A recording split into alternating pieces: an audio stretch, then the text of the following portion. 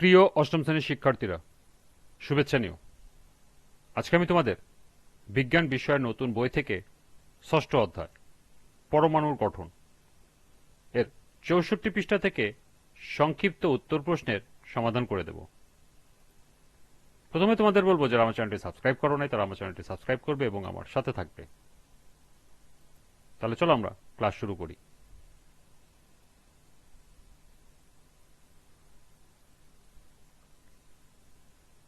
বিজ্ঞান ষষ্ঠ অধ্যায়, পৃষ্ঠা নং ৬৪, সংক্ষিপ্ত উত্তর প্রশ্ন। প্রথম প্রশ্ন, এন-এ পরমাণু কেন ধনাত্মক আয়নে পরিণত হয় ব্যাখ্যা করো। দ্বিতীয় প্রশ্ন, হিলিয়াম পরমাণু নিষ্ক্রিয় কেন ব্যাখ্যা করো। এবং তৃতীয় প্রশ্ন, সিএল পরমাণু কেন কোন আয়নে পরিণত হয় ব্যাখ্যা করো। তো চলো এখন আমরা এই তিনটি প্রশ্নের সমাধান দেখে নিই। প্রথম প্রশ্ন ছিল, এন-এ পরমাণু কেন ধনাত্মক আয়নে পরিণত হয় ব্যাখ্যা করো। সোডিয়াম এন-এ পরমাণু পারমাণবিক সংখ্যা 11, তাই এর ইলেকট্রন সংখ্যা 11 এবং ইলেকট্রন বিন্যাস 2, 8, 1, অর্থাৎ এর বহিস্থ শক্তি স্তরে একটি ইলেকট্রন থাকে।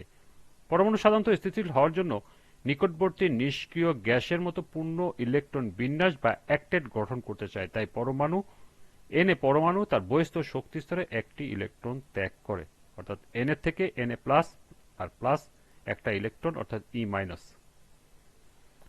ইলেকট্রন ত্যাগ করার ফলে এন-এ পরমাণুতে প্রোটন সংখ্যা ইলেকট্রনের চেয়ে বেশি হয়ে যায় এবং এতে ধনাত্মক আধান সৃষ্টি হয়, ফলে এটি এন-এ প্লাস ধনাত্মক আয়ন বা ক্যাটায়নে পরিণত হয় এবং স্থিতিশীলতা লাভ করে।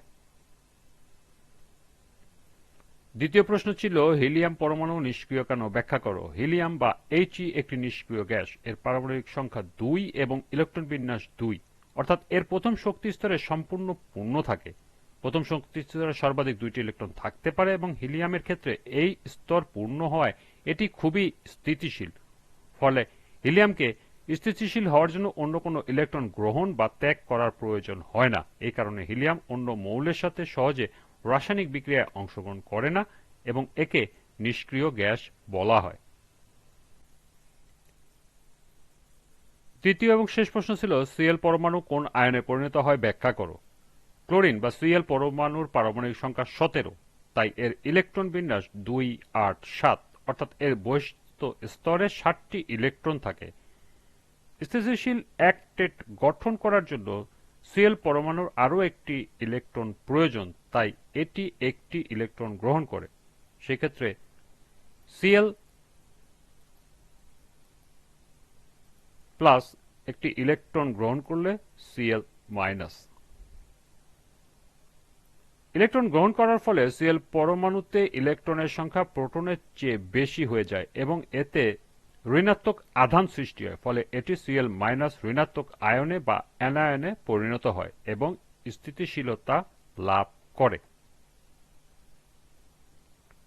এই ছিল সংক্ষিপ্ত উত্তর প্রশ্নের তিনটির সমাধান। আজকের ক্লাসটি এ পর্যন্তই।